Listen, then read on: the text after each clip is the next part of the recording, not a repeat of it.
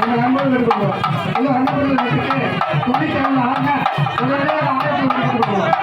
ஐயப்பள்ளி எடுத்துக்கொண்டாங்க 2 பேர் நிற்கணும், அமைதியாக நிற்கணும். அம்மா வந்துடலாம். திரட்டி ஒரு போது உள்ள வந்த போதும், திரட்டி ஒரு போது உள்ள வந்த போதும்